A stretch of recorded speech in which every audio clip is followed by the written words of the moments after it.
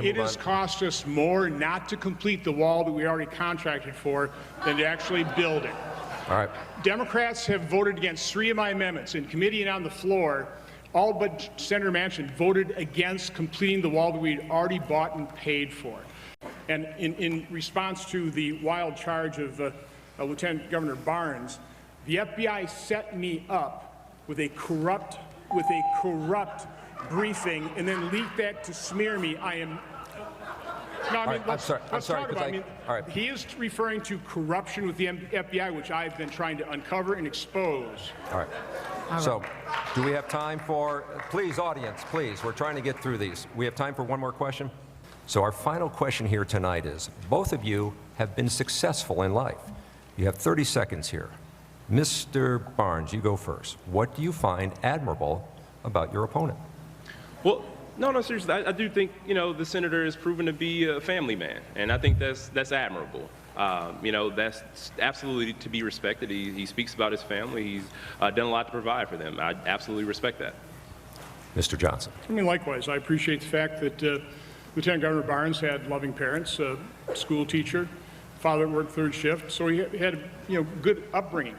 I guess what puzzles me about that is, with that upbringing, why is he turned against America? I mean, why does he find the founding of America awful? It's somehow it puzzles me. Did not.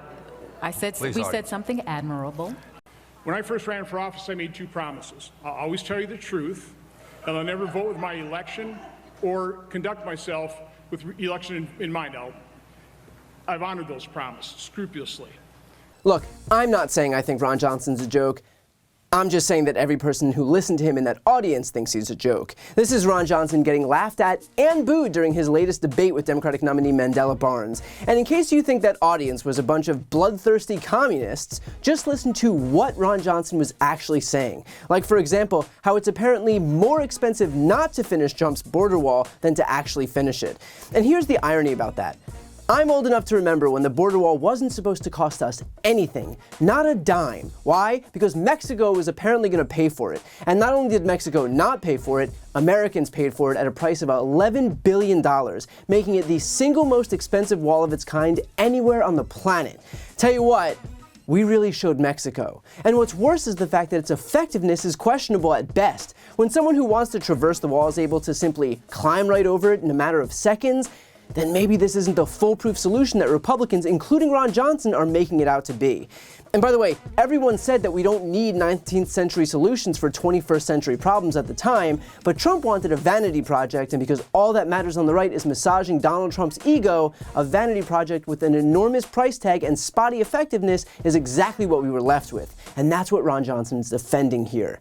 And then there's Ron Johnson's line that the FBI set him up, which again drew laughter from the crowd. Now, in terms of what the hell Johnson's talking about, in August of 2020, the FBI warned Ron Johnson that he could be a target for Russian disinformation. At that point, Johnson was the chair of the Homeland Security Committee, and he was investigating whether Ukraine had interfered in the 2016 election.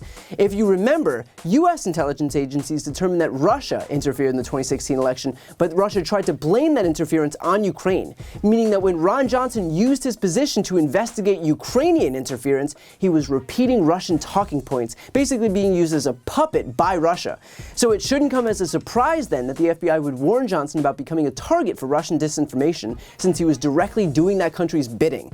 But when Johnson was warned by the FBI, he claimed that he already knew of the threat from Russia and that the warning was unnecessary, and that he was only being given that briefing so that it could be used against him later. And that's what he's talking about here. That the only reason he was briefed by the FBI to stop spouting Russian talking points is because all those liberals who apparently make up the FBI just had it out for Johnson, because, as we all know, law enforcement agencies skew far to the left. If all of that seems laughable, that's because it is, meaning that audience had exactly the correct reaction. And then there's the moment where both candidates are given the opportunity to say something nice about the other. And look, this moment is solely there to appeal to these people's humanity, to show that even in a contentious debate, that they're still capable of recognizing the humanity in the other person. It's a softball, and yet still, Ron Johnson wasn't capable of just saying 3 kind words before immediately pivoting back to how Mandela Barnes supposedly hates America. Now, I could go more in depth on this one, but suffice it to say, simply enough, that Ron Johnson is just a piece of shit. And finally, Ron Johnson gets one more inadvertent laugh line when he says that he promised to always tell the truth, and that he has, which I must say is pretty rich for the guy who said, quote, "To call what happened on January 6th an armed insurrection, I just think is not accurate." And yet we already know, thanks to the committee, that January 6th attendees came armed with Glocks, pistols, and assault rifles. He said that people who don't get vaccinated are being put basically into internment camps. I'm not sure I need to explain how getting a life-saving vaccine is not quite the same as being put into an internment camp.